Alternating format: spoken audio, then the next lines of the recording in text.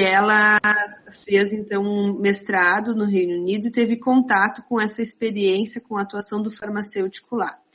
Eu acho que no momento que a gente está repensando, né, e vivendo todo esse movimento do farmacêutico clínico, é importante a gente olhar para as experiências que a gente tem fora do Brasil, para a gente poder estar aprimorando também a nossa maneira de trabalhar, né, nosso modo de fazer, o cuidado farmacêutico, enfim, acho que é uma experiência bem relevante, bem importante. Muito tempo eu já queria trazer pessoas que tiveram essa experiência fora, né, para compartilhar conosco, e a Mariane, então, ela vai fazer isso, compartilhar um pouquinho do que ela vivenciou lá e o que a gente pode aprender, né, dessa experiência. Então, Mariane, muito obrigada pela tua participação, né, pelo teu aceite em estar compartilhando isso com a gente, e agradeço muito quem está nos assistindo e passo a palavra então para a Mariane, para ela nos apresentar essa experiência. Muito obrigada, Karine. Bom dia a todos. Primeiro eu queria agradecer o convite da Karine para estar aqui hoje partilhando com vocês a experiência que eu tive durante esse mestrado, que eu fiquei em Londres de setembro do ano passado até agosto desse ano. E eu fiz mestrado na University College London em farmácia clínica, práticas e políticas internacionais. E dentro desse mestrado eu tive uma vivência em um dos hospitais que faz parte lá do sistema de saúde pública, lá, o NHS, no Reino Unido. E por causa dessa vivência, essa experiência no hospital, eu também consegui conhecer o restante da rede de atenção à saúde lá do Reino Unido. E eu vou partilhar um pouquinho do que eu vi. Essa apresentação está bem focada no que eu vi realmente de atuação farmacêutica lá no Reino Unido. Com certeza existem muitas outras coisas para ser falado, mas eu queria compartilhar o que eu tive de experiência lá nesse hospital lá no Londres com vocês.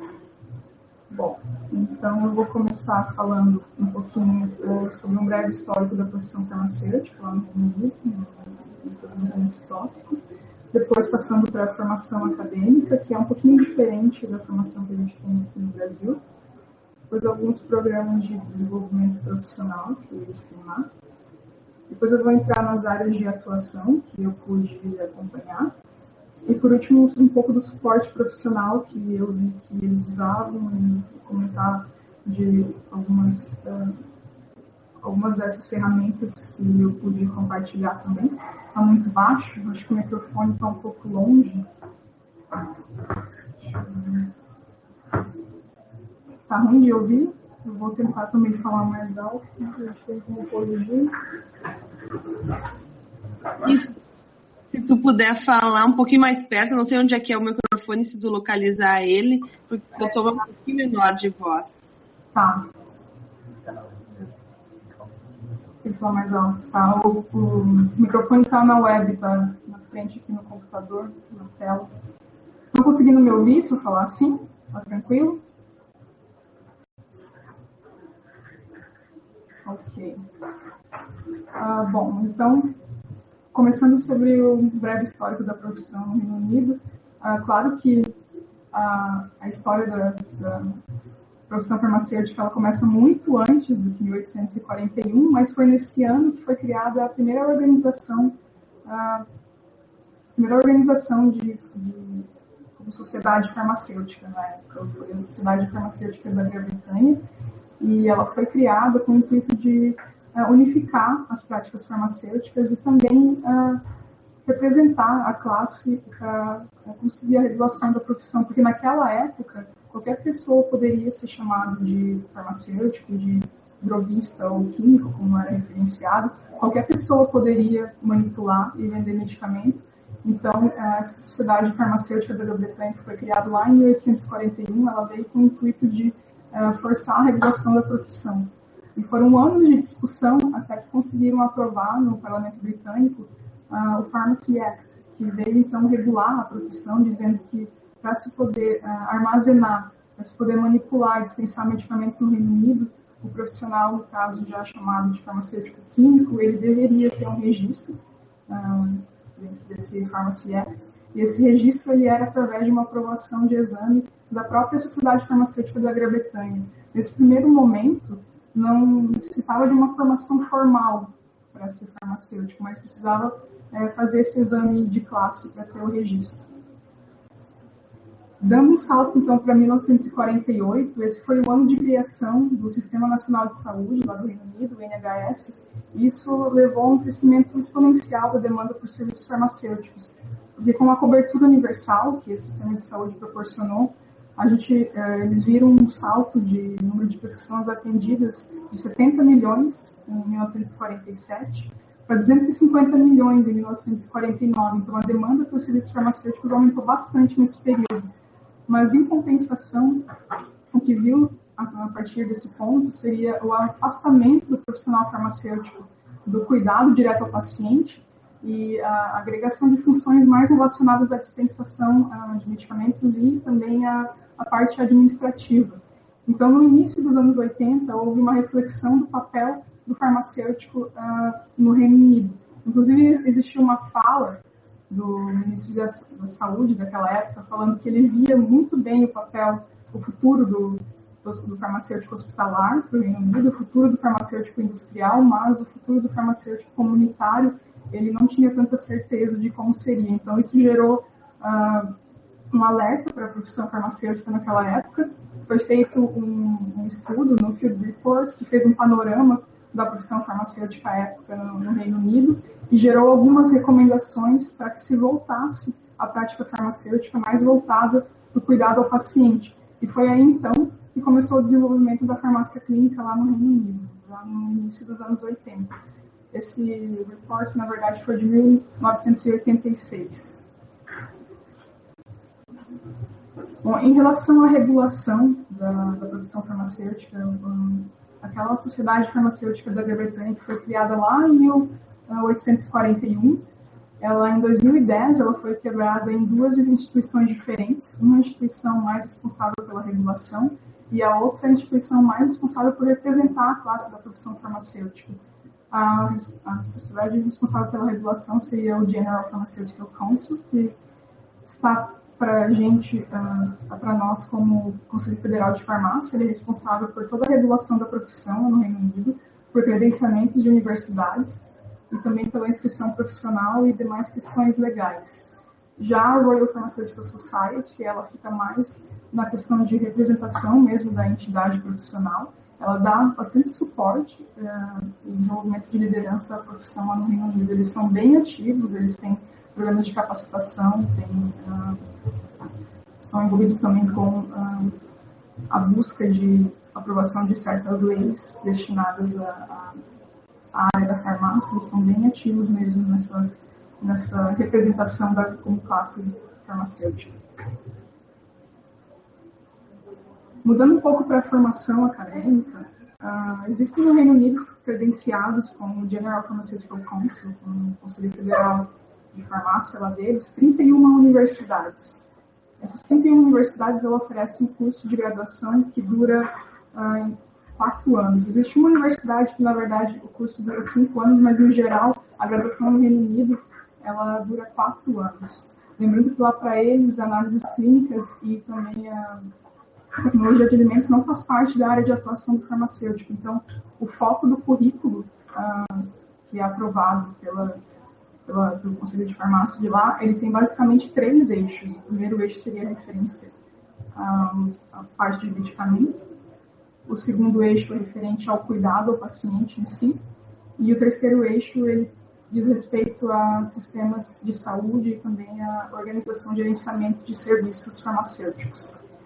Então, depois desses 4 anos de graduação, antes de retirar o registro no Conselho de Farmácia, o estudante ele ainda precisa passar por 1 ano de treinamento supervisionado, uma espécie de trainee, de estágio, onde ele vai passar geralmente numa farmácia comercial, numa farmácia comunitária ou então numa farmácia hospitalar. Ele vai ter sua prática supervisionada por um outro profissional, já com mais prática de atuação, e pelo menos metade desse ano de trainee, ele tem que ser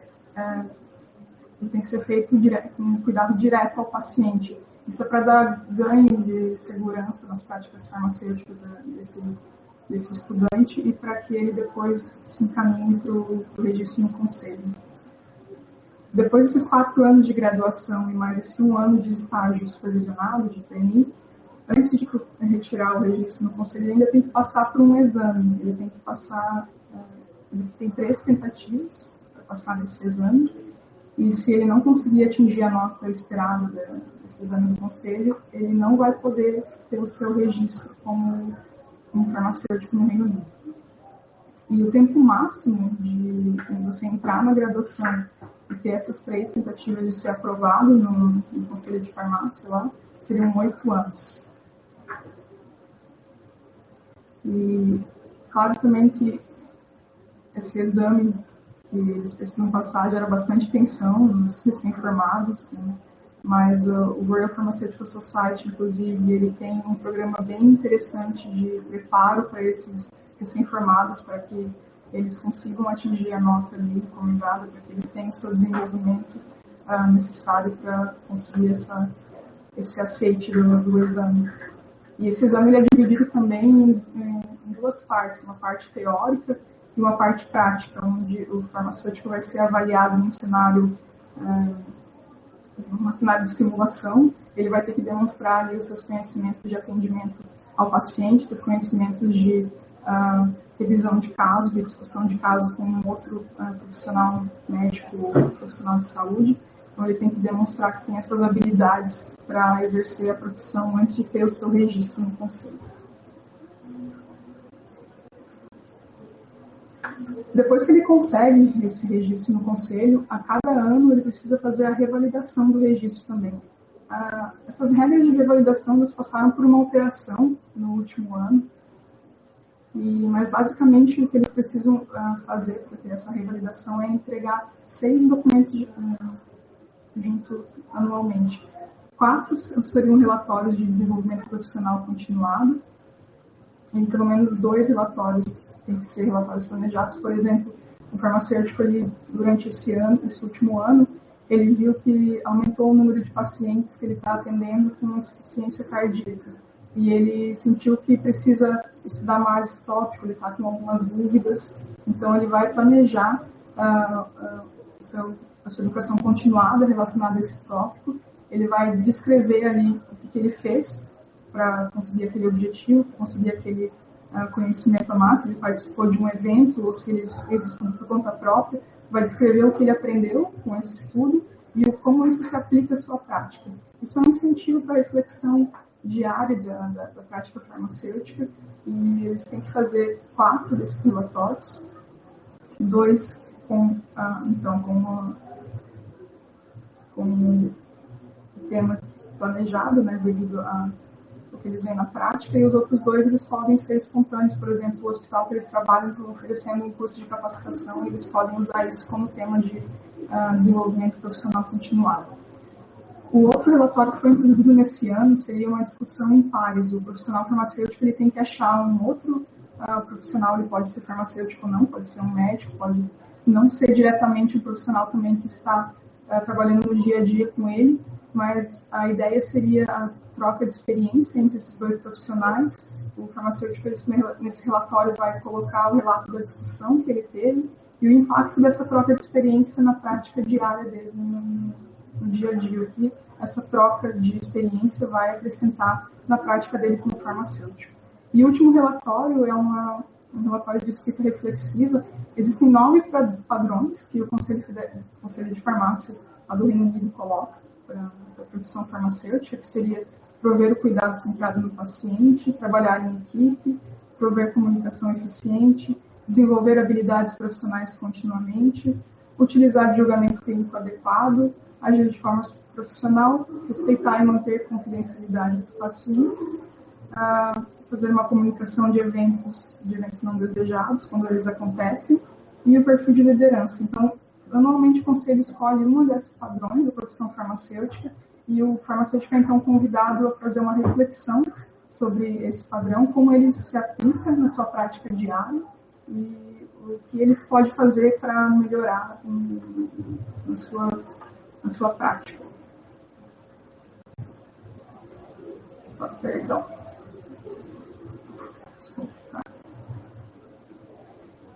Esses relatórios eles são enviados para o Conselho de Farmácia lá e eles vão receber um feedback com a aprovação ou a não aprovação. Um outro projeto também que eu achei bem bacana de desenvolvimento profissional, ele é oferecido pelo Royal Pharmaceutical Society, aquela entidade responsável por representar a classe farmacêutica. Ele está voltado para profissionais recém-formados, para dar um auxílio nos primeiros 1000 dias da prática desse profissional recém-formado. Esses profissionais eles vão ser incentivados a fazer uma prática reflexiva da sua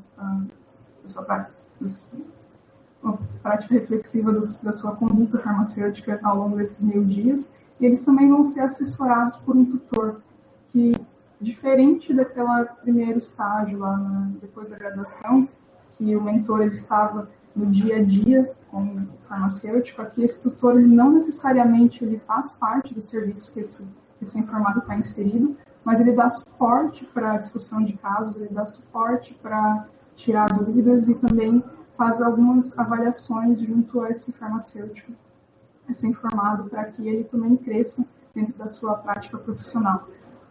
Um dos principais documentos desse Foundation Framework, ele traz as dimensões, dentro das dimensões da prática farmacêutica, o que seria essencial para um farmacêutico desenvolver de habilidades de conhecimento, de habilidades de prática farmacêutica e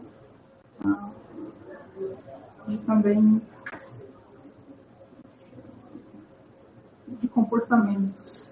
Dentro desses domínios, o farmacêutico é então convidado a pensar se dentro dessas competências que um farmacêutico deve ter, ele está conduzindo essas competências raramente ou então ele consegue conduzir essas competências frequentemente. Ele vai fazer essa análise para todos os domínios que esse documento coloca e ao final dessa análise ele vai saber quais são as áreas que ele precisa trabalhar para desenvolver ao longo desses primeiros 1000 dias de profissão. Ele vai fazer um plano de ação para os próximos 100 dias, o que seria interessante para ele dentro dessa identificação de áreas para desenvolvimento que ele conseguiria fazer em 100 dias para aprimorar. Dentro desses 100 dias, ele vai fazer uma reavaliação junto com o tutor vai estar sempre junto com ele para avaliar a evolução do profissional. E também, além desse self-assessment, dessa autoavaliação que o farmacêutico pode conduzir, o tutor também tem outras ferramentas para avaliar a evolução desse recém-formado. A cada 100 dias ele escolhe uma das ferramentas, uma discussão de caso, ou então acompanha uma consulta farmacêutica, ou então uma observação direta da prática farmacêutica desse recém-formado. E o tutor vai ali discutir quais são os pontos também que ele coloca necessários para aprimoramento do farmacêutico e quais são os pontos que ele já está desenvolvendo uma prática adequada para dentro daqueles padrões dentro do framework.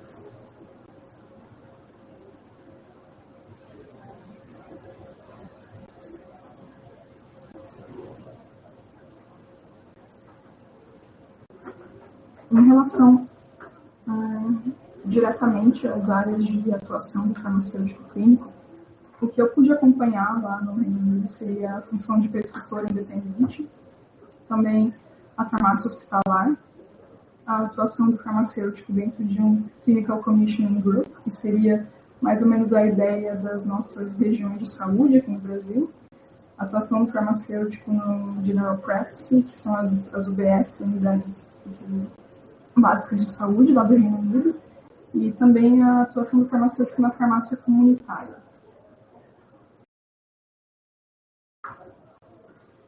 Como um prescritor independente, desde 2006, os farmacêuticos no Reino Unido eles podem atuar como prescritores independentes. O que seria esse profissional? Ele é um profissional habilitado para avaliar a condição clínica de pacientes com situações não diagnosticadas ou então já diagnosticadas, com capacidade de decisão sobre a conduta clínica a ser tomada, incluindo a prescrição de medicamentos. Então, um prescritor independente no Reino Unido ele é um profissional que tem a capacidade de olhar para a situação clínica do paciente, para fazer um diagnóstico e fazer uma conduta clínica com a prescrição de medicamento. Em teoria, um farmacêutico prescritor independente ele pode prescrever todos os tipos de medicamento, exceto medicamentos para tratamento de dependência química. Eu coloco em teoria, porque, na verdade, o que eu vi de farmacêuticos prescritores independentes lá no Reino Unido é que eles vão se especializar em uma área, eles vão fazer a prescrição de medicamentos direcionados àquela área, eles não vão tomar condutas em áreas que não são do conhecimento dele. Então, apesar de ele poder prescrever qualquer tipo de medicamento, na prática, no dia a dia dele, ele foca numa área de formação e ele vai atuar naquela área, naquele serviço de saúde. Além de farmacêuticos, outros profissionais também podem ser prescritores independentes lá no Reino Unido, como enfermeiros, que eles têm a habilidade, eles vão poder prescrever mais ou menos os mesmos medicamentos que um farmacêutico poderia prescrever. Os fisioterapeutas, que daí vai ter uma gama de medicamentos mais reduzido, mais direcionado, né, à prática clínica deles. Optometristas, que vão poder prescrever medicamentos relacionados ao cuidado ocular. Podólogos também podem ser prescritores independentes, mas aí só prescrevendo medicamentos relacionados à sua prática clínica. E também radiologistas, que vão poder prescrever radioisótopos, tratamento de câncer, por exemplo. São esses profissionais, além do profissional médico e o profissional odontólogo, que podem prescrever medicamentos lá no Reino Unido. Para poder se tornar um prescritor independente, tem algumas condições de registro no Conselho também. Primeiro, ele precisa estar registrado com o Conselho de Farmácia lá do Reino Unido. Ele precisa também ter pelo menos 2 anos de experiência como farmacêutico.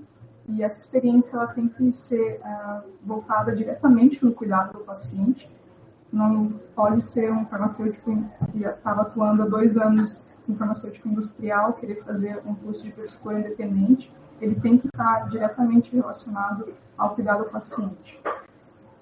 E ele também vai precisar completar um curso de formação em uma universidade credenciada junto ao Conselho de Farmácia lá do Reino Unido.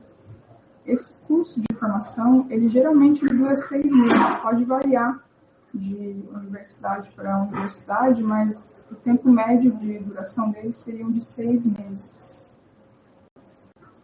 E dentro desse período vão ser oferecidas aulas teóricas, estudos dirigidos e vivência prática. É nessa vivência prática que o farmacêutico vai ser acompanhado por um mentor que tem experiência na área escolhida. É aí que eu estava falando que, apesar de que, em teoria, o farmacêutico ele poder prescrever qualquer tipo de medicamento, ele vai, já no seu curso de formação, direcionar a sua habilidade clínica para uma determinada área. Por exemplo, eu conheci uma farmacêutica lá que trabalhava, se especializou na parte de dor crônica. Então, a vivência prática dela foi num ambulatório de dor crônica. Ela trabalhou junto com um médico que já tinha experiência nessa área. Quando ela terminou esse curso de prescritor independente, ela foi trabalhar também no ambulatório de dor crônica, e são esses medicamentos que ela se propõe a prescrever. Ela falou que, apesar de poder, por exemplo, alterar também um tratamento antihipertensivo, essa não era a conduta ética que ela deveria tomar. Ela não se sente segura para mexer nesse tratamento fora da experiência clínica dela, e por isso ela não é a prática que eles fazem. Por isso também que eles pedem esses 2 anos de vivência antes de fazer o curso de prescritor independente, para que o farmacêutico ele já direcione a sua área de experiência, a sua área de atuação clínica após o curso de prescrição de prescritor independente. E onde que esses farmacêuticos prescritores independentes estão atuando, então? Basicamente na atenção secundária. Lá no hospital que eu fiz o estágio, tinha bastante ambulatório para doenças específicas que eram tocados por farmacêuticos, junto também com profissionais médicos. Por exemplo, tinha um ambulatório de asma e DPOC. O farmacêutico ele assumia vários pacientes, ele avaliava como o paciente estava usando os seus dispositivos inalatórios. Ele também poderia avaliar como estava a questão de resposta terapêutica, e já poderia ali, no momento, já fazer a troca de medicamento, caso seja necessário, ou refazer a receita para aquele atendimento, para que o paciente possa depois continuar retirando seus medicamentos.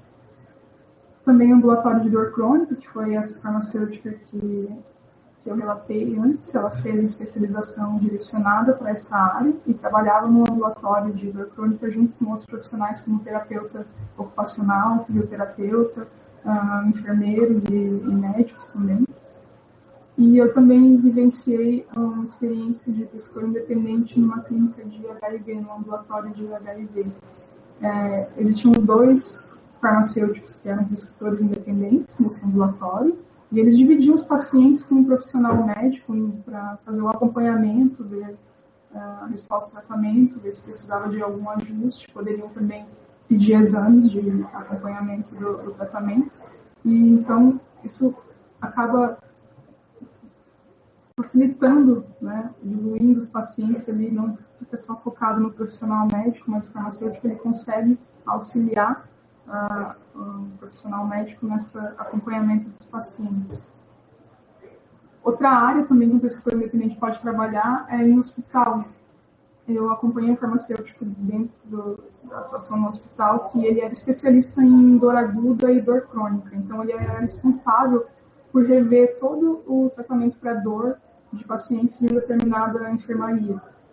Ele poderia independentemente avaliar dentro do protocolo que eles tinham lá para aquele hospital estabelecido, ele podia avaliar se aquele tratamento estava em adequação ou não, e caso não estivesse em adequação, ele já poderia fazer a alteração do tratamento. E também, por último, é uma área nova, o prescritor independente ele também pode trabalhar dentro dos GPs, dentro das unidades básicas de saúde, lá no Reino Unido. Lá, a gente não existe no Reino Unido um modelo de farmácia pública como a gente tem aqui no Brasil. Os pacientes que são atendidos pelo NHS lá no Reino Unido, eles vão retirar os seus medicamentos em farmácias comunitárias. A unidade básica de saúde não tem farmácia dentro da sua unidade. Esse paciente ele vai ser referenciado para uma outra farmácia comunitária para retirar os medicamentos. Então, historicamente, os farmacêuticos eles não estavam inseridos no contexto da atenção primária, especificamente dentro de uma unidade básica de saúde. Agora, com esse curso de prescritor independente, a gente já está vendo os farmacêuticos sendo contratados para trabalhar na unidade básica de saúde, com o prescritor independente dividindo aí paciente também com o médico. Mas eu vou comentar um pouco melhor sobre essa atuação depois, quando eu falar sobre as unidades básicas de saúde, os GPs.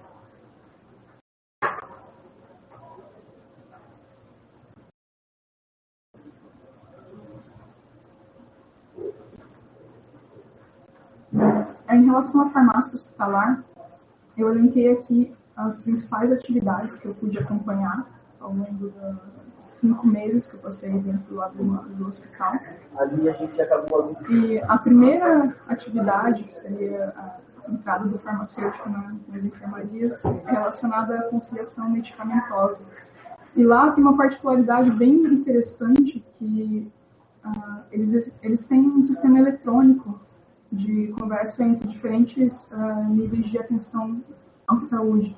Dentro de um hospital, o farmacêutico ele conseguia acessar o prontuário eletrônico do paciente na atenção básica. Então, ele consegue saber facilmente quais são os medicamentos que aquele paciente está usando lá no posto de saúde que eles estão prescrevendo para o paciente. Então, a conciliação medicamentosa é um processo que, comparado com o que a gente tem aqui no Brasil, com a nossa experiência, fica mais facilitado por essa estrutura que eles mantêm lá de sistema eletrônico, de prontuário eletrônico. Então, a conciliação medicamentosa é bem um processo mais fácil lá para eles de ocorrer. E bem importante também, eles fazem a conciliação para qualquer paciente internado por mais de 24 horas e em até 72 horas. Existe o protocolo nacional sobre a necessidade de conciliação medicamentosa, e essa é uma atividade do farmacêutico clínico hospitalar que acho que está bem difundida já nos hospitais lá. Além da conciliação medicamentosa, os os farmacêuticos eles também participam de visitas multiprofissionais na beira-leito do paciente. E durante essa visita multiprofissional, o farmacêutico ele discute ali com o médico, com enfermeiros e outros profissionais, algumas condutas que foram tomadas em relação ao tratamento desse paciente. Ele já sugere alteração de algum medicamento, ele já faz o monitoramento da terapia, se aquela terapia, por exemplo, ontem foi iniciado algum medicamento, ele vai avaliar se hoje esse tratamento ele teve o efeito esperado, se não, ele já vai discutir ali com o médico as alternativas que podem ser vistas. Ele vai acompanhar também o uso de antibióticos,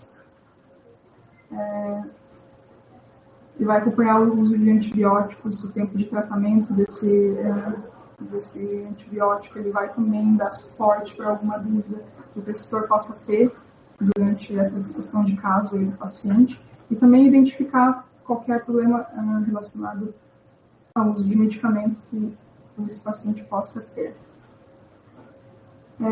Depois, outra atividade em relação à farmácia hospitalar seria a validação da prescrição, e aí isso vai envolver todas as atividades em relação às boas práticas de uso de medicamento. O farmacêutico ele vai avaliar se há necessidade de estar usando aquele medicamento que está prescrito, se há indicação para aquele medicamento, se a dose está correta, se a velocidade de infusão estabelecida ali para aquele medicamento está de acordo, a guia de administração está de acordo, todos os aspectos relacionados à prescrição e à administração de medicamentos que o farmacêutico vai avaliar.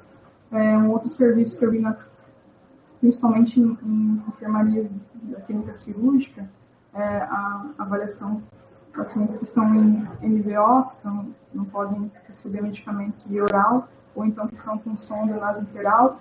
O farmacêutico também vai avaliar a necessidade de alteração de alguns medicamentos. Também uma outra atividade que talvez seja específica do hospital que eu passei, mas que era bem pronunciada nesse hospital, era a auditoria do registro da avaliação da necessidade de tromboprofilaxia. Todo paciente naquele hospital que eu fiz estágio, ele deveria passar por uma avaliação da necessidade de fazer a tromboprofilaxia ou não. O médico ele deveria fazer essa avaliação e, baseado na avaliação, ter uma conduta, prescrever a tromboprofilaxia medicamentosa ou não, ou então, se não é constatado o risco de tromboembolia venosa nesse paciente, ele então não seria prescrito a princípio nada. O farmacêutico ele vai fazer a auditoria para ver se teve essa avaliação da necessidade de tromboprofilaxia e, de acordo com o resultado, ele vai avaliar a conduta médica e, se estiver em desacordo, ele vai sugerir para o médico a alteração dessa conduta. Também uma outra atividade bem pronunciada do farmacêutico clínico na farmácia hospitalar era a monitorização terapêutica de fármacos. A monitorização de vancomicina, por exemplo, gentamicina, os médicos tinham bastante dúvida em relação a quando que eu devo fazer essa monitorização, quando que eu devo fazer o pedido de dosagem sérica, quando que eu posso repetir a dose, como é que eu interpreto o resultado desse exame laboratorial. Então, o farmacêutico estava sempre presente ali junto à medicina e também junto à enfermagem para seguir o protocolo que era instituído e garantir que aquele medicamento, aquela terapia estava de acordo com a necessidade do paciente. Também eles faziam orientações para a equipe de enfermagem quanto à administração de fármacos. Essa era, inclusive, uma grande demanda. A enfermagem tinha bastante dúvidas em relação à diluição de medicamentos, em relação à administração, o tempo de infusão, como é que eles poderiam fazer a administração desses medicamentos. Então, o farmacêutico estava bem perto da equipe de enfermagem para fazer essas orientações. E, por último, a conciliação e orientação de alta. E essa era a atividade que eles mais gastavam tempo para fazer. e bem importante também, todo o sumário de alta, toda a carta de alta, ele passava na mão do prescritor, do médico prescritor, e também passava na mão do farmacêutico. Para o paciente poder ter alta do hospital, o farmacêutico tinha que avaliar essa carta de alta. E ele ia comparar lá com a seleção medicamentosa que era feita no início, e também descrevia todos os medicamentos que foram usados ao longo dessa internação, as condutas que foram, medicamentos que foram parados durante a internação, medicamentos que foram adicionados durante a internação, e o plano terapêutico, farmacoterapêutico para o paciente após a alta. Essa carta ela ia diretamente para o posto de saúde, através do sistema eletrônico, do mesmo jeito que na conciliação medicamentosa de admissão, o farmacêutico tinha acesso a essas informações da atenção básica. No momento da conciliação de alta, essa carta de alta ela ia automaticamente para as UBSs, e aí havia uma facilitação também de comunicação entre diferentes níveis de atenção de saúde.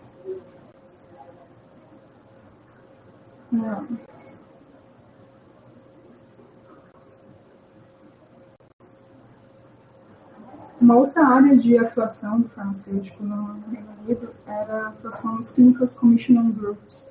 Esses CCGs, como são conhecidos, para a gente seria o equivalente a regiões em saúde. Eles são responsáveis por avaliar as necessidades de saúde na sua área de abrangência e definir as prioridades e organizar a rede de serviços.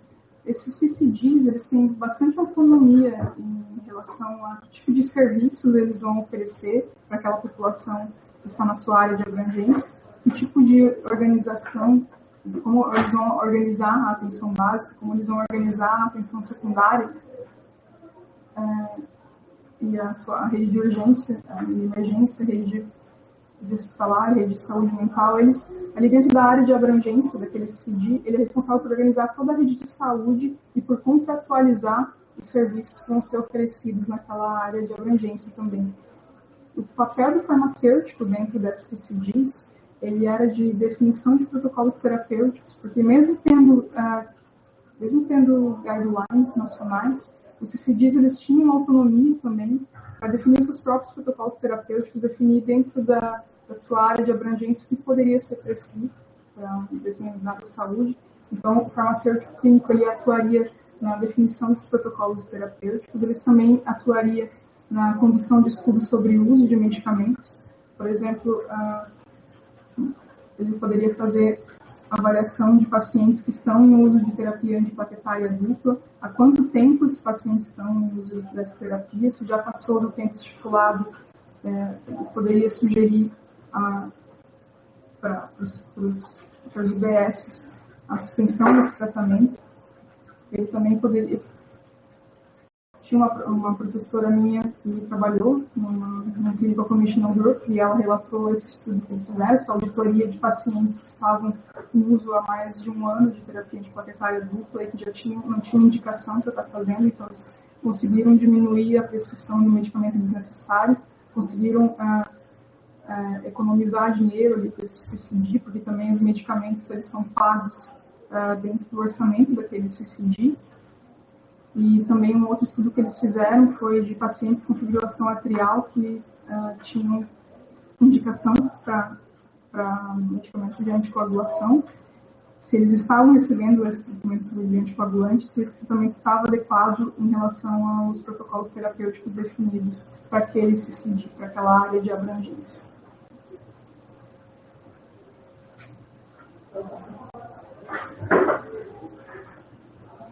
Outra área de atuação do farmacêutico seria em relação à atenção primária. Como eu estava falando, vou explicar um pouquinho melhor agora. Historicamente, desde a criação do NHS, as farmácias que atendem as prescrições geradas no NHS, elas não estão dentro da unidade básica de saúde, como a gente tem aqui no Brasil.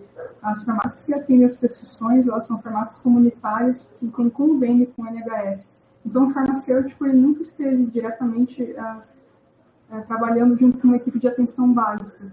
Mas, nos últimos anos, devido à redução da força de trabalho e também devido ao envelhecimento da população, eu vi um aumento na demanda de serviços de atenção básica E, inclusive, há um estudo falando que 30% das unidades básicas de saúde lá no Reino Unido, eles não conseguiram preencher uma vaga por pelo menos 12 meses.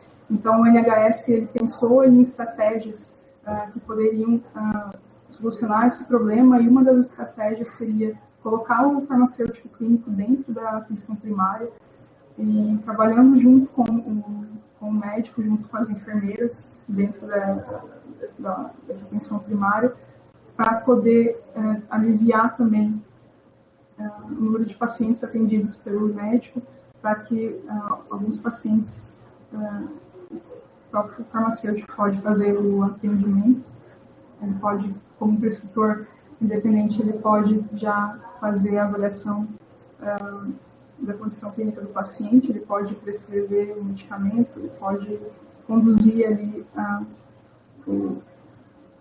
conduzir o tratamento do paciente.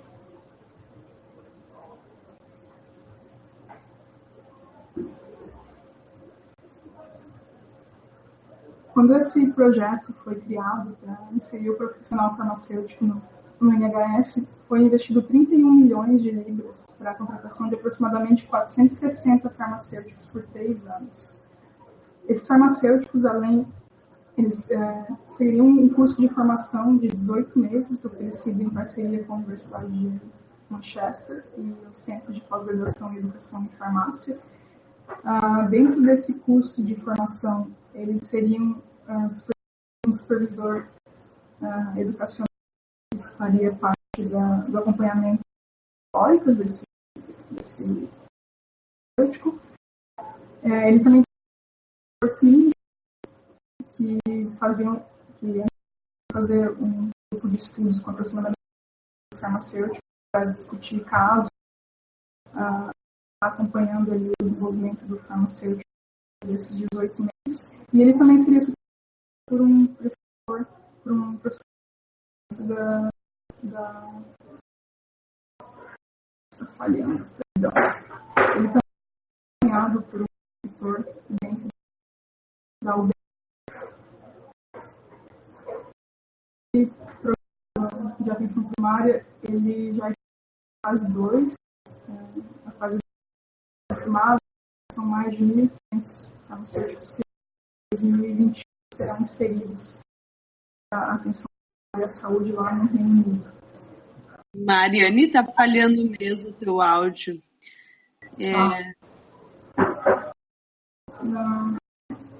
Pode ser um pouco da internet, pessoal. Vamos só aguardar um pouquinho que daqui a pouco volta. Que agora ficou falhando várias vezes. Vamos testar de novo, daí a gente vê se tem alguma coisa que a gente pode fazer, tá? Ok. Ouvi?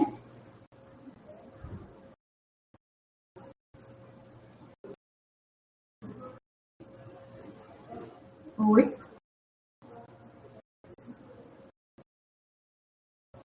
Estamos te ouvindo sim, só que ainda tem um pouquinho de falha.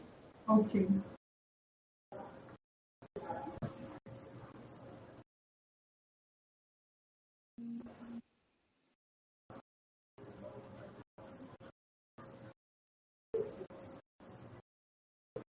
Nelson, você sugere que a gente faça alguma coisa? Essa falha acho que é da internet, né? Acho que é da internet que os dois áudios deram uma corte, não foi só da. Deve ser um problema na RNP mesmo. Ah, tá. Mas o teu áudio está super bom. Eu estou anotando algumas perguntas que a gente vai fazer no final, né? E acho que a gente pode tentar dar continuidade. Então, eu vou colocar no mudo e a Mariane pode falar, tá? Ok. Houve um estudo agora publicado para esse programa de inserção de farmácia na atenção básica no Reino Unido, que mostrou um perfil das atividades desempenhadas pelo farmacêutico dentro da unidade de saúde, e o resultado mostrou que 90% dos profissionais eles estavam com o paciente por telefone, lá audível. Lá é bem comum que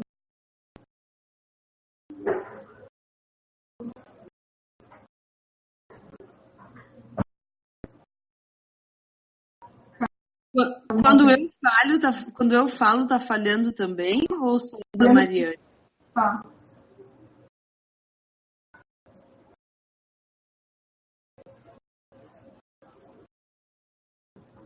Sim, Soraya, tá muito bacana, né? Vamos cuidar a gente vai tentar. O meu também tá falhando.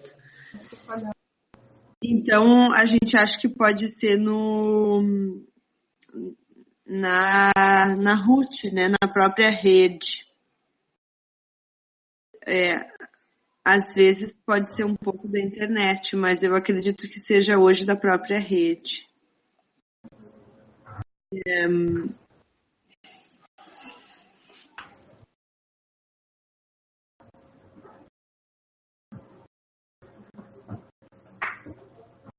Tá, o meu som acho que tá um pouquinho melhor. Mariane, você tá ligado à rede Wi-Fi ou internet a cabo? É cabo. Ah, tá.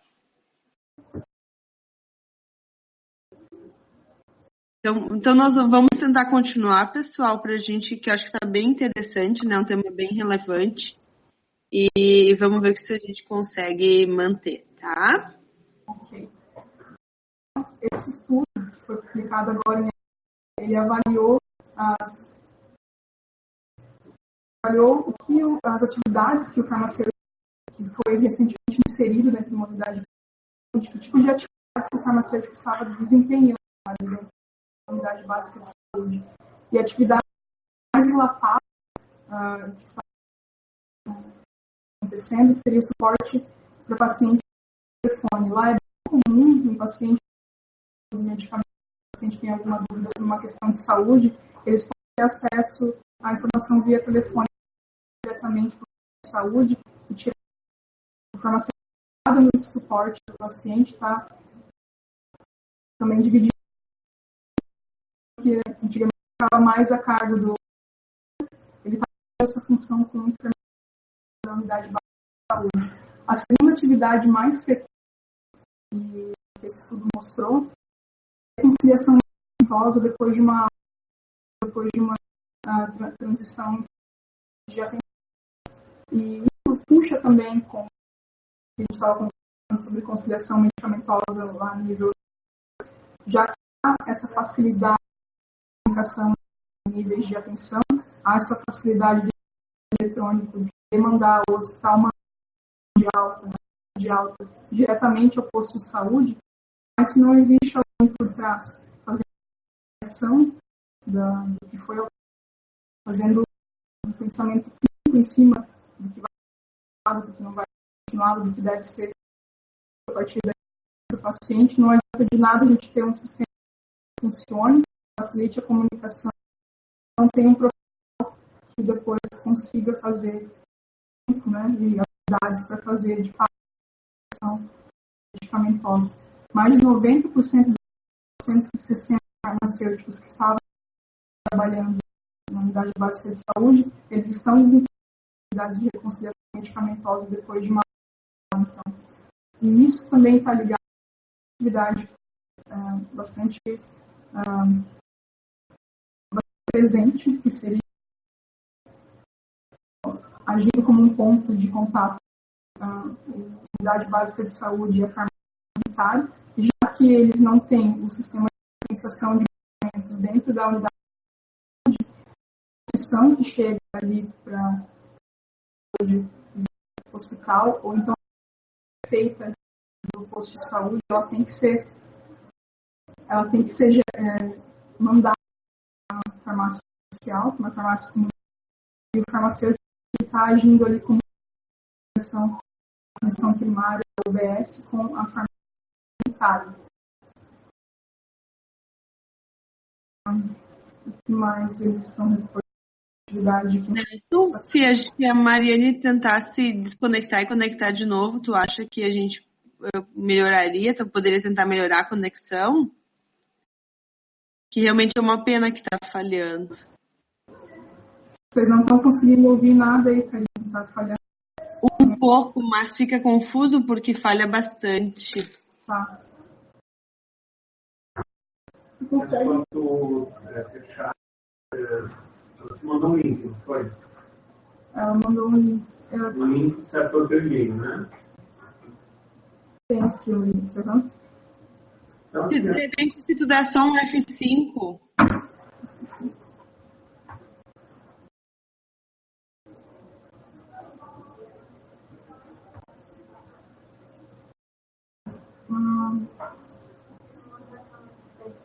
Eu acho que até... Fala um pouquinho para nós, Mariane. Tá, eu estava comentando sobre as atividades clínicas de um farmacêutico dentro da atenção básica. Melhorou. Vamos ficar no mundo. Ótimo.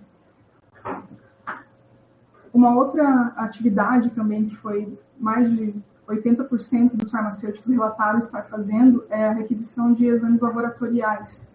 E o farmacêutico dentro da unidade básica de saúde, ele pode fazer o acompanhamento, o monitoramento do tratamento do paciente e fazer a requisição dos exames para fazer esse monitoramento do tratamento. Ele tem, inclusive, um guideline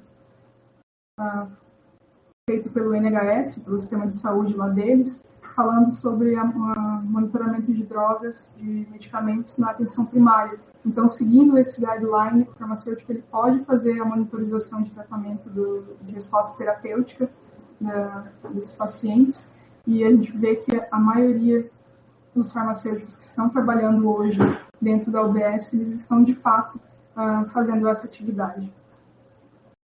Outra atividade bastante presente, relatada pelos farmacêuticos, foi a revisão da medicação.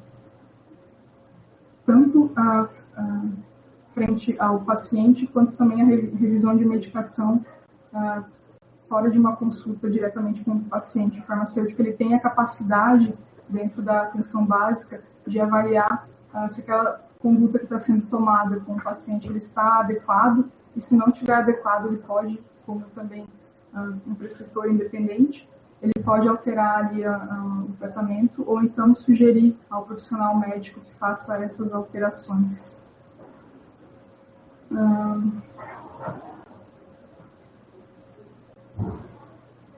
Uma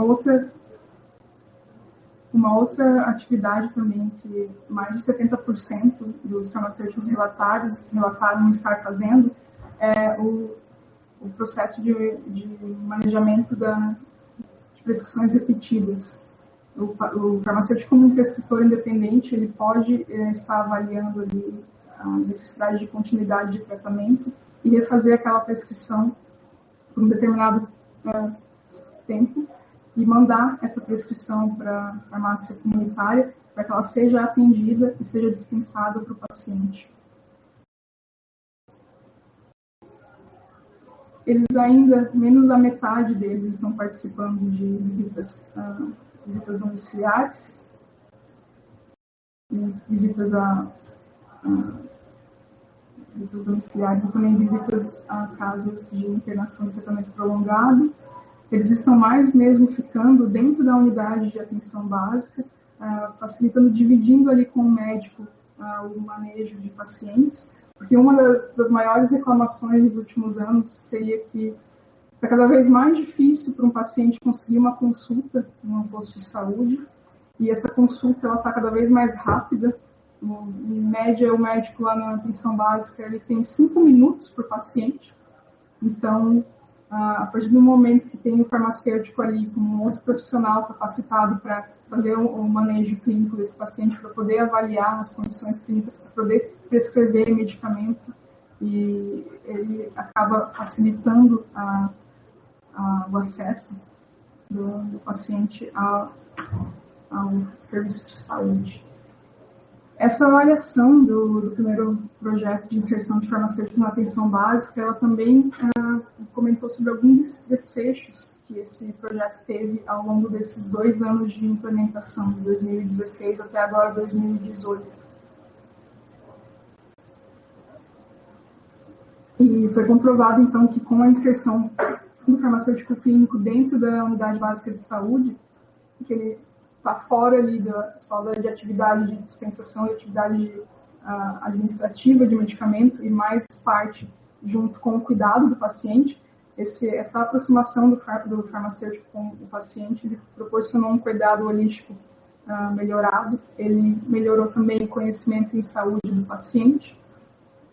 Houve uma maior satisfação do paciente durante a transferência de cuidado, isso muito ligado ao serviço de reconciliação medicamentosa depois da alta do paciente, já que mais de 90% dos farmacêuticos que estão inseridos nesses serviços de atenção básica, eles relataram que estão fazendo atividades de reconciliação medicamentosa após a alta hospitalar ou após a troca de nível de atenção.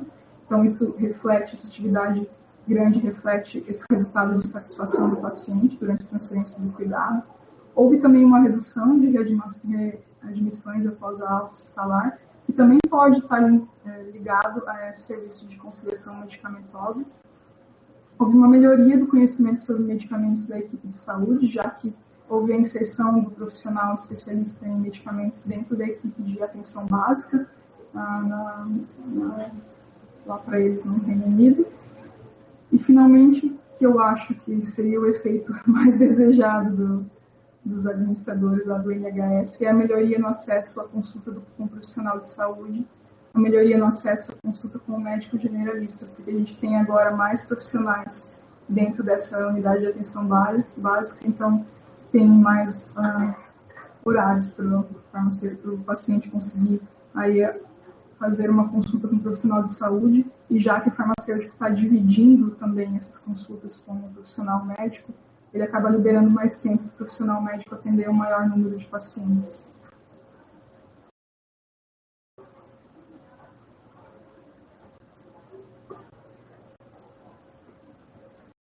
Agora, em relação às farmácias comunitárias, as farmácias elas têm um convênio com o NHS e tem alguns serviços que são essenciais, que toda farmácia com convênio ela deve oferecer, e alguns serviços avançados que daí é a opção da farmácia de oferecer ou não.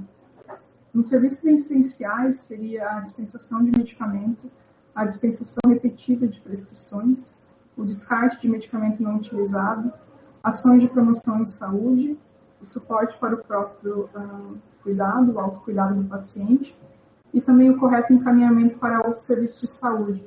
A farmácia comunitária está inserida dentro da rede de atenção, ela faz parte da rede de saúde pública lá do Reino Unido, então ela tem que conhecer bem como essa rede funciona e tem que ter capacidade de fazer o correto encaminhamento para esses pacientes quando eles procuram a farmácia por alguma queixa que a farmácia não dê conta de atender.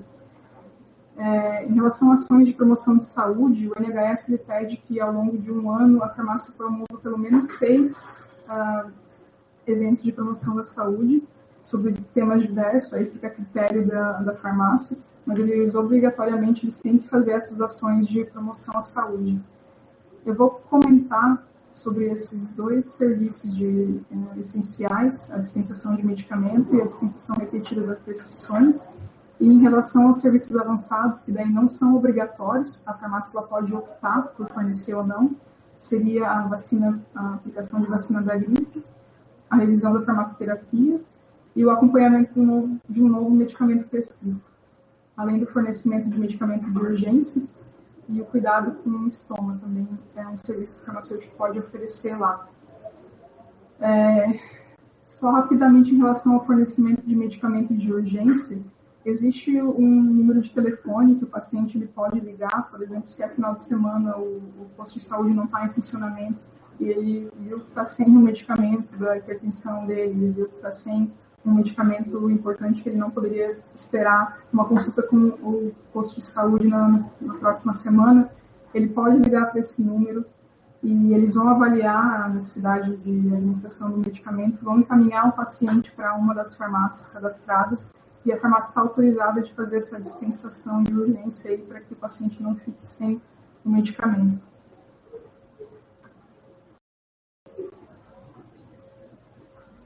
Bom, em relação aos serviços essenciais, o primeiro seria a dispensação de medicamento. Então, lá no Reino Unido, desde, se não me engano, 1952, 4 anos depois da criação do NHS, eles introduziram uma taxa por prescrição. Para o paciente ter acesso ao medicamento prescrito por um profissional dentro do sistema de saúde, ele tem que pagar por prescrição atualmente 8,80 libras. Independentemente do número de medicamentos que tenha nessa prescrição, independentemente do valor real daquele medicamento, ele vai pagar 8,80 libras por aquela prescrição. Ele também pode escolher de fazer um pré-pagamento por 3 meses, de 29,10 libras, se ele quiser, aí teria medicamento fornecido durante esse período de 3 meses, ou então um pré-pagamento por um período de 1 ano, daí ele pagaria 104 libras para ser atendido. Esse é o custo para o paciente. Além disso, o NHS também vai custear o valor do medicamento diretamente para a farmácia. Esse costumava ser um dos maiores ganhos da farmácia comercial lá no Reino Unido, mas em conversa com um dos farmacêuticos lá que tem uma farmácia comercial, ele falou que hoje em dia esse já não é o maior ganho deles. Eles têm que se envolver mais com serviços avançados, não só com esses serviços essenciais, eles não estão conseguindo manter as farmácias comunitárias hoje em dia lá no Reino Unido. Apesar de ter essa cobrança aí por prescrição, algumas pessoas elas são isentas da cobrança, elas não pagariam uma taxa para conseguir retirar medicamentos. Seriam pessoas abaixo de 16 e acima de 60 anos, ou então estudantes entre 16 e 18 anos, mulheres grávidas ou então crianças de até 1 ano e pessoas com certificado de isenção de baixa renda, que é emitido pelo sistema de saúde, pelo NHS, ou então com algumas condições crônicas específicas como diabetes e epilepsia. Essa população está isenta de pagar a taxa de prescrição.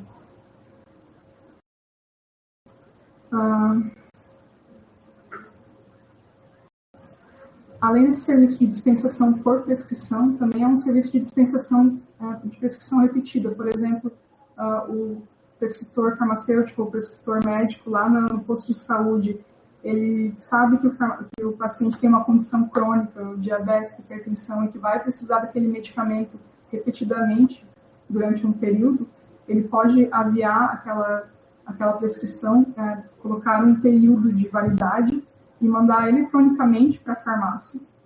Essa farmácia ela vai estar autorizada por dispensar naquele período que o farmacêutico ou médico indicou de validade da prescrição, ela está autorizada a dispensar para o paciente durante aquela período de validade continuamente. Eles fazem bastante dispensação em dispositivos como esse, para facilitar a tomada de medicamento, pacientes que eles identifiquem que podem ter uma má adesão lá, tanto no hospital quanto na unidade de atenção básica, eles já indicam para a farmácia comercial para organizar os medicamentos dentro dessas caixinhas de dispensação, o que eu particularmente acho um pouco ruim em questão de autonomia do paciente. Ele não sabe o que está tomando aqui, ele não consegue. Ele sabe que ele tem que tomar esse medicamento na segunda-feira de manhã, mas ele não sabe que medicamento que é, então a gente acaba tirando um pouco da autonomia do paciente em relação à administração dos seus medicamentos, mas para paciente idoso, por exemplo, que não tem um cuidador perto, precisa usar os seus medicamentos sozinhos e não teria capacidade para fazer isso, acaba sendo um dispositivo interessante. Esse serviço de dispensação de prescrições repetidas, ele é todo feito eletrônico, não é nada feito manual. A prescrição ela vai direto da UBS, direto do posto de saúde para o serviço de farmácia. O paciente ele não precisa levar aquela prescrição para a farmácia, ele só indica lá no posto de saúde qual seria a farmácia de referência dele e a prescrição vai eletronicamente com um período de validade para aquela farmácia e o serviço de farmácia sabe que durante aquele período ele vai ter que preparar essa dispensação para o paciente.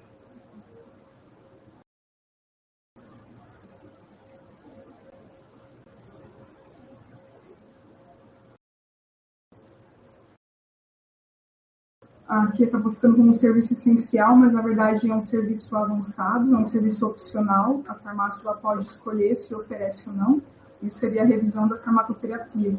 O sistema de saúde, lá, o NHS, ele definiu uma população-alvo para esse tipo de revisão de farmacoterapia, baseado em estudos que comprovam que a atuação do farmacêutico nesse uso de medicamento nessa população, ela produziu efeito benéfico. Então, A princípio, os pacientes alvo da revisão de farmacoterapia seriam aqueles em uso de medicamento de alto risco, ali considerado anti-inflamatórios não esteroidais, anticoagulantes, antiplaquetários ou então diuréticos, pacientes que receberam alta hospitalar recente, idealmente em até 4 semanas, mas no máximo em 8 semanas. Como há esse envio automático da carta de alta para o posto de saúde, o posto de saúde ele avisa também a farmácia que houve uma recente alta hospitalar e a farmácia pode captar esse paciente para oferecer esse serviço de revisão de farmacoterapia. Também outra população-alvo seria pacientes com doença respiratória e pacientes sem risco ou já com doença cardiovascular estabelecida e em uso de pelo menos 4 medicamentos. Essa revisão da farmacoterapia, ela tem quando o serviço de farmácia escolhe oferecer esse serviço, ele tem um número mínimo que ele tem que atingir ao longo do ano. O serviço pode escolher pacientes para oferecer, pode ser por demanda espontânea, pode ser por divulgação por telefone, pode ser por N formas de captação de paciente, mas ele tem ali um número mínimo que daí vai depender da área que ele está localizado, da população ali, da área de abrangência que ele está inserido. Esse número mínimo ele pode alterar de farmácia para farmácia, tanto para a revisão de farmacoterapia, quanto para o próximo serviço que seria o acompanhamento de um novo medicamento. O que eu achei ruim em relação a esse serviço, pelo que eu conversei lá com o pessoal do trabalho em farmácia comunitária, é que você não precisa dar uma continuidade na revisão da farmacoterapia. Você pode simplesmente fazer uma revisão para aquele paciente. Ele foi à minha farmácia e eu vi que ele está usando um desses medicamentos de alto risco. Eu vi que ele pode ter alguma complicação em relação ao uso desses medicamentos. Ele está usando o anti-inflamatório não esteroidal há muito tempo. Ele já teve um episódio de sangramento gastrointestinal, por exemplo. Eu posso captar esse paciente para fazer a revisão de farmacoterapia, mas eu não preciso dar o acompanhamento, fazer uma segunda revisão, uma terceira revisão. Então, o que acontece muitas vezes é que, já que eles estão trabalhando em números mínimos, eles têm que atingir a meta, e essa meta ela vai depois contar também para o quanto de financiamento eles vão receber do NHS.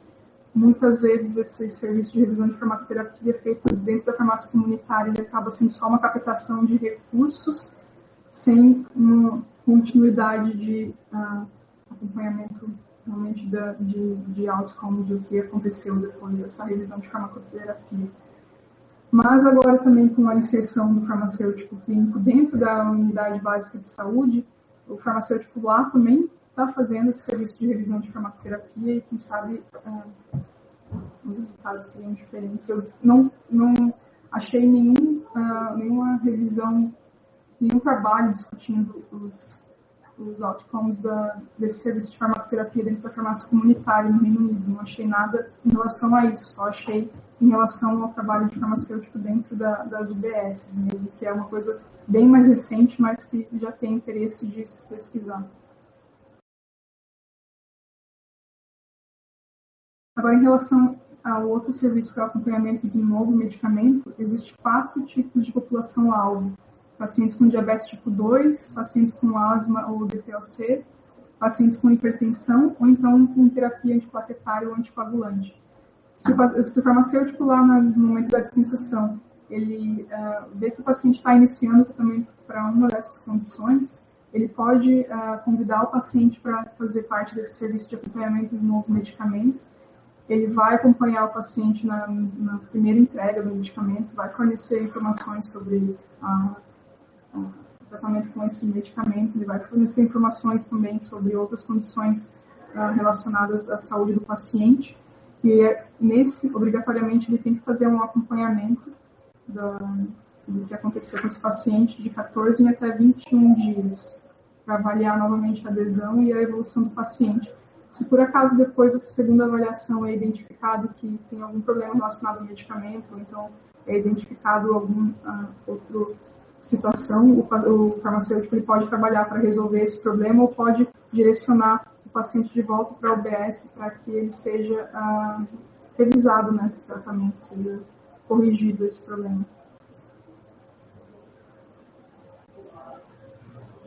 Eles também têm uma meta mínima, dependendo da área de abrangência, eles têm que cumprir, quando eles se dispõem a fornecer esse serviço, eles têm que cumprir ali aquela meta estipulada pelo NHS para poder receber o financiamento referente a esse serviço.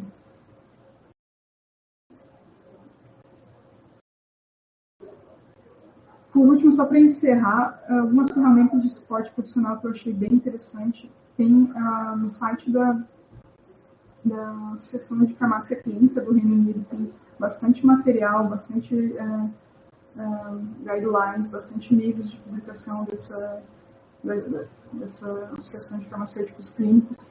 Eles têm também grupos de discussão por diferentes áreas, o grupo de discussão de terapia intensiva, grupo de discussão de farmacêuticos que trabalham com doenças infecciosas, farmacêuticos renais, farmacêuticos que trabalham com cirurgia, enfim.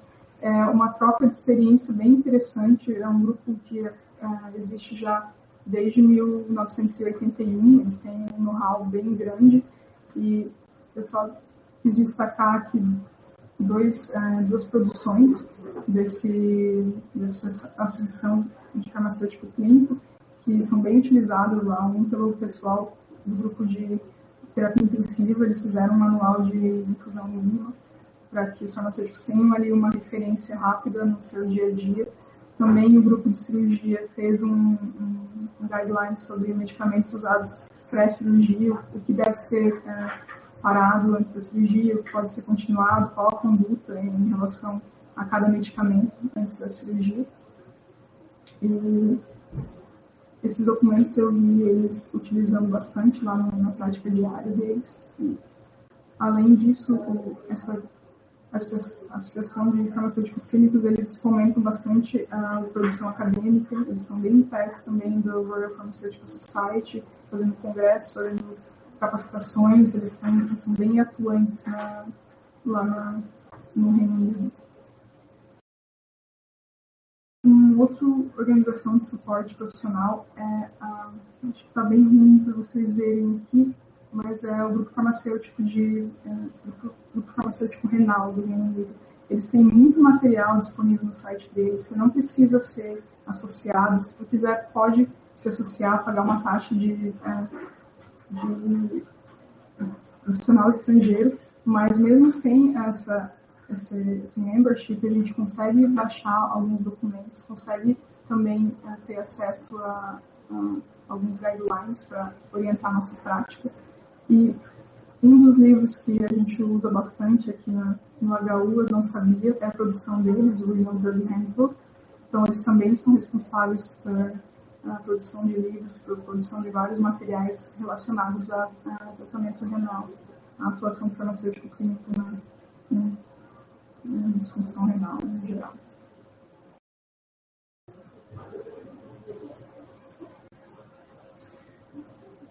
Um outro suporte profissional bem interessante é a organização de farmácia especialista, que faz parte do NHS. Ele está junto com o Centro de Informações de Medicamento do Reino Unido. Eles produzem uma vasta quantidade de material sobre monografia de medicamentos, sobre medicamentos que podem ser usados na lactação, medicamentos que devem ser descontinuados em caso de paciente que para de fumar, por exemplo, pode interagir com a fumaça do tabaco, medicamentos que são de alto risco. Eles têm uma série de material que a gente pode acessar diretamente no site deles. Todos são gratuitos, não precisa pagar anuidade alguma para poder acessar esses materiais, e a gente consegue acessar aqui do Brasil. Dá para mandar dúvidas também para o Centro de Informação de Medicamentos, eles atendem via e-mail. Mesmo não sendo lá do Reino Unido, eles podem dar esse suporte, e é uma instituição que é bem presente assim, na atuação deles. Outra instituição de suporte profissional bastante utilizada é o Centro de Pós-Graduação em Educação em Farmácia. Esse faz parte da Universidade de Manchester e tem vários documentos que a gente também pode fazer cadastro, mesmo não sendo profissional habilitado lá no Reino Unido. e pode utilizar, por exemplo, na área de farmácia clínica, eles têm alguns materiais sobre diferentes doenças que a gente pode também utilizar como um documento para educação continuada, enfim. Eles também têm um site para farmácia comunitária, com algumas informações sobre as situações que mais ocorrem dentro desse ambiente, que o farmacêutico pode atender os pacientes, como ele pode se colocar como um profissional de saúde de cuidado ao paciente. E, então, esse site também está disponível, a gente pode entrar aqui do Brasil, pode participar sem custo nenhum, é só entrar no site, depois vocês podem baixar ali o link e entrar diretamente. E essas são algumas das outras instituições que eu pesquisei, que também existem, só para a gente ter noção de que existem várias associações para suporte profissional lá. E, além da Associação Geral de Farmácia Clínica, eles têm associações específicas, como aquela de farmacêuticos da renais, de farmacêuticos da HIV, de farmacêuticos que trabalham com a saúde mental, farmacêuticos na atenção primária. Então, eles têm aonde recorrer para em busca de ajuda, de troca de experiência, enfim. Tem um suporte bem bacana, já uma trajetória mais antiga do que a gente tem aqui. E eu acho que ajudou bastante também, ajudando na prática, no dia a dia, para eles conseguirem desempenhar um bom papel como farmacêutico. Por último, eu só queria comentar sobre a bolsa de estudos que eu consegui preparar aquele ano no meu mestrado. Se alguém tiver interesse, as inscrições estão abertas. O programa se chama Achieving Scholarship. Ele busca candidatos que têm um perfil de liderança networking para fomentar as relações Brasil e Reino Unido. Essa bolsa de estudos, ela paga todos os custeios da universidade, todos os custeios com moradia e com a alimentação. Então, é uma bolsa bem interessante para quem tiver interesse. Ano passado foram 65 brasileiros por Reino Unido através dessa bolsa. E a gente está ali com as inscrições abertas até dia 6 de novembro. E se alguém tiver alguma dúvida também, eu vou deixar o meu e-mail aqui no final da apresentação. Vocês podem me contatar, a gente pode trocar experiência, posso ajudar. Se alguém tiver algum interesse de se inscrever para essa bolsa, é bem interessante, eu recomendo para todos. Algumas referências utilizadas e muito obrigada a todos. Mari, parabéns pela excelente palestra. Acho que quem saiu com pena de ter saído antes, porque estava todo mundo gostando. E com certeza uma experiência super interessante e importante, né? Acho que a gente tem muito que aprender. E eu fico pensando assim que só não se capacita, né? Só não busca informação quem não quer. Porque realmente tu colocou várias fontes de informação, né, a experiência, e o quanto que a gente tem que buscar, né, o quanto que, por exemplo, os farmacêuticos do Reino Unido estão estudando, se capacitando para fazer a sua prática. Eu anotei algumas perguntas, eu vou tentar falar todas, para depois a gente abrir um bloco para te responder. E se por acaso eu não fizer alguma pergunta que foi colocada, vocês que estão nos assistindo ainda me ajudem, tá? A primeira delas é se no acompanhamento dos pacientes no âmbito ambulatorial, se eles seguem algum método, tipo assim, o DADER, que nem a gente conhece aqui, ou o SWAP, que tipo de método que eles utilizam, tá? Eu fiquei na dúvida, eu vou fazer todas elas, depois tu tenta responder elas em conjunto. Eu fiquei na dúvida quando tu falou da experiência do farmacêutico em HIV. Ele pode prescrever a terapia antirretroviral e modificar, né? Tal, eu queria que tu falasse um pouquinho sobre isso. Uma outra pergunta é se eles têm alguma metodologia de cálculo, por exemplo, assim, qual é o número de farmacêuticos por hospital, ou qual é o número de farmacêuticos na atenção primária, se eles têm alguma estimativa, se eles fazem, ou é por serviço, porque ele falou assim, dor crônica, eu acompanho paciente com dor crônica, né? Uhum. A outra pergunta era se os guidelines estavam disponíveis, eu acho que tu já colocou vários sites onde a gente pode buscar esses guidelines, né? Então, essas eram que eu tinha anotado. Se tu puder responder, enquanto isso, o pessoal pode fazer outras perguntas aqui no chat, tá? Não existe um padrão, assim, falar, a gente vai usar essa metodologia, vai usar a DADA, ou vai usar o Pharmacotherapy Workup. Não existe uma metodologia padronizada para seguir no Reino Unido inteiro. Isso vai da prática do farmacêutico, como ele se sente melhor, como ele está acostumado a trabalhar. O que eu vi no ambulatório lá do Guy's e St. Thomas, eles usavam o SWAP para fazer a evolução de paciente. E esse era do ambulatório de asma e DPOC. Mas eu questionei a minha professora do curso de mestrado em relação se eles indicavam alguma metodologia, se tinha essa preferência, porque já que, né, o dado é lá do Reino Unido, lá da Europa, se eles tinham essa preferência frente à metodologia da Linda Strand, da americana, e ela falou, não importa o que vocês vão usar, o que importa é que vocês sigam alguma coisa, que vocês tenham um padrão e que isso faça sentido no serviço de saúde de vocês, né, na prática farmacêutica de vocês. Em relação ao HIV, o farmacêutico sim pode prescrever, pode alterar o tratamento. Eu acompanhei 2 tardes de atendimento do ambulatório de HIV para o farmacêutico, e um dos casos era o médico encaminhou para o farmacêutico, porque o paciente estava tendo reação a um dos medicamentos, ele tinha recém trocado a terapia e estava tendo reação, estava dizendo que não estava conseguindo aderir ao tratamento por causa daquela reação, não me recordo exatamente o que era, mas aí o médico encaminhou para o farmacêutico para ele fazer a avaliação do caso do paciente e ele definir ali com o paciente uma estratégia de outra tomada de medicamento para que pudesse ficar melhor o esquema de tratamento, para que, enfim, o farmacêutico teve completa autonomia para requisitar exame naquele momento, para ter um raciocínio clínico do que seria melhor para o paciente naquele momento, qual seria o melhor tratamento, porque lá também o esquema para HIV ele não é tão fechado como aqui no Brasil. Eles têm mais opções de tratamento, então eles conseguem mexer mais, né, nos esquemas, e então, enfim, o farmacêutico pode sim prescrever tratamento para HIV sem problema nenhum, não é só para médico. E a outra pergunta era número de farmacêuticos.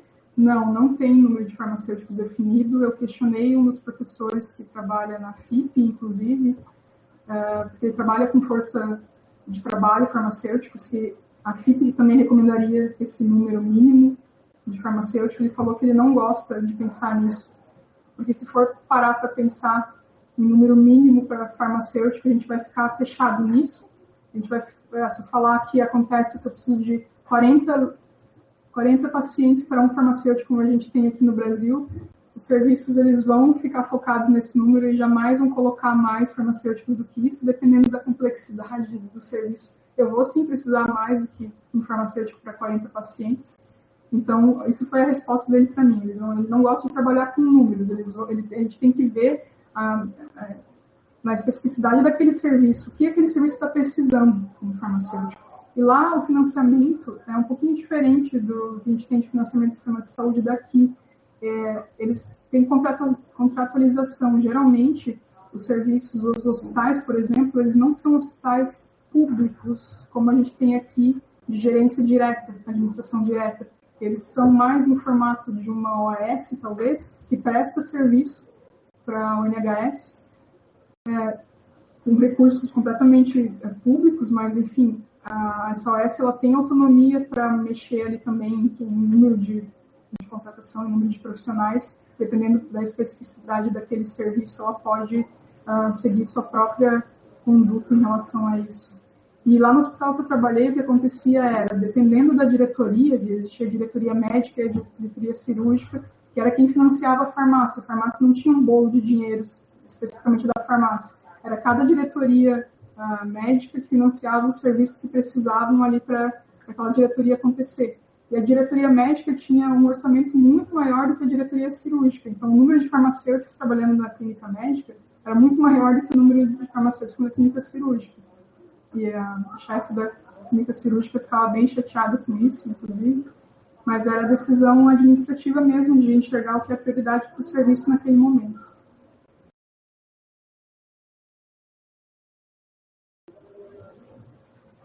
Mais alguma coisa?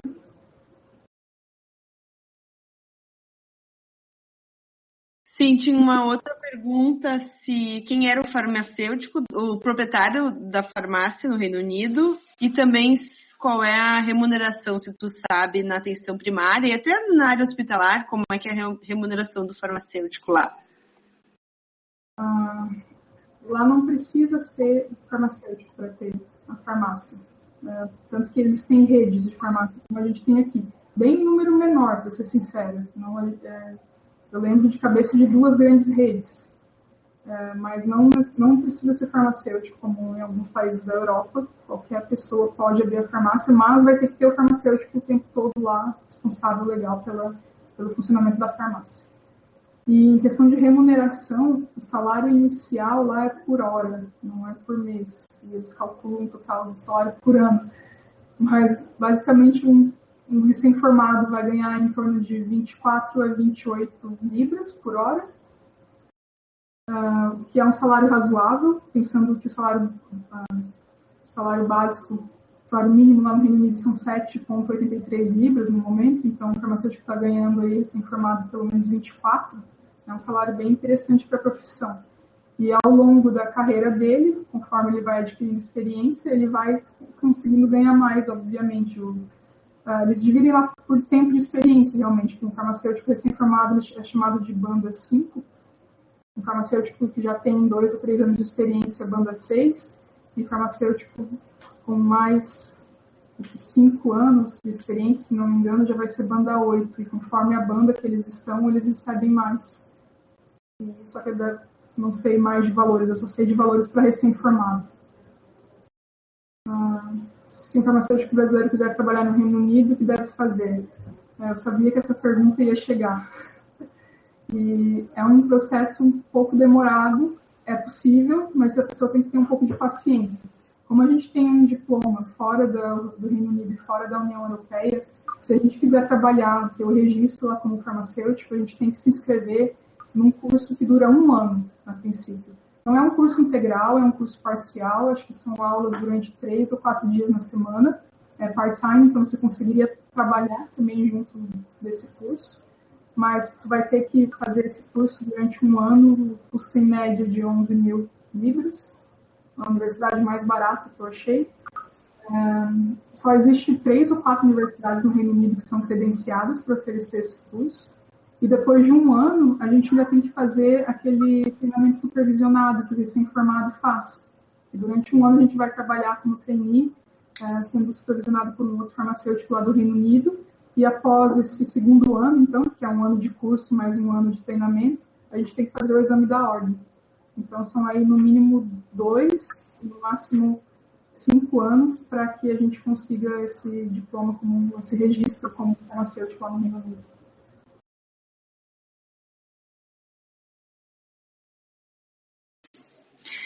Tá. Deixa eu ver se eu estou no mudo ou não. Vocês estão me ouvindo, pessoal? Sim, né? Eu acho que assim foi muito bacana a questão da tua experiência. Como tu chegou a fazer esse mestrado lá? Tu já tinha ouvido falar? O que te motivou a ter essa experiência lá fora? Foi a vontade, depois que eu terminei minha residência aqui no HU da UFSC, foi quando eu conheci, na verdade, durante a residência, que eu conheci farmácia clínica, porque até então, na graduação, o foco era análises clínicas, ou então, quando se pensava em atuação farmacêutica, era mais no desenvolvimento de fármacos, muito além do cuidado farmacêutico, eu não tive nada, sou ainda da época do currículo antigo. Então, quando eu cheguei na residência, que eu vi a prática de cuidado farmacêutico dentro de um hospital, eu pensei, nossa, isso aí é o caminho que a gente deve seguir. Mas a gente não tem muita experiência ainda aqui no Brasil, né? Se a gente pensar que a nossa sociedade de farmácia clínica ela foi criada no final de 2016, ali, início de 2017, se não me engano, a sociedade de farmácia clínica lá do Reino Unido foi criada em 81. Então, eu comecei a pensar, eu preciso conhecer a prática lá fora, o que eles estão fazendo lá fora, o que a gente pode trazer aqui para a gente. Então, eu comecei a pesquisar cursos de mestrado com bolsa, a princípio, né? E eu pensei em Canadá, Estados Unidos e Reino Unido. E eu acabei encontrando esse curso da UCL, que me chamou muito a atenção, porque além do curso de mestrado, ele tinha essa parte de vivência dentro do hospital. Então, seria quase como uma residência novamente. Eu teria a parte acadêmica e eu também teria a vivência prática. Definido o mestrado que eu queria, eu comecei a ir atrás das bolsas possíveis e descobri essa bolsa do governo britânico, que é o Chevening Scholarship. E é uma das poucas bolsas, inclusive, que cobre que custeia tudo que tu precisa. O gasto que eu tive, sinceramente, foi apenas para ir para São Paulo tirar o visto e fazer o TOEFL, que custou $200. Foi isso que eu gastei. Não gastei com mais nada, com passagem, com inscrição na universidade, eles me deram um salário para eu poder morar lá durante um ano, não tirei nenhum dinheiro do meu bolso para me manter lá. Então foi uma oportunidade assim, incrível que eu acabei descobrindo meio sem querer.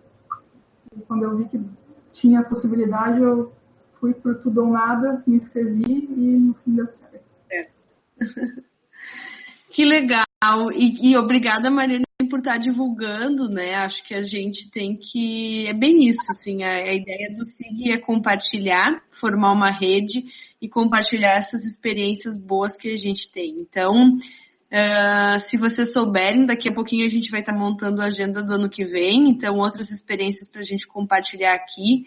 Eu acho que foi realmente muito boa essa apresentação da Mariane. Ela vai ficar disponível depois, as pessoas podem assistir por um outro link que vai para o blog do SIG e também pela página do Facebook, tá?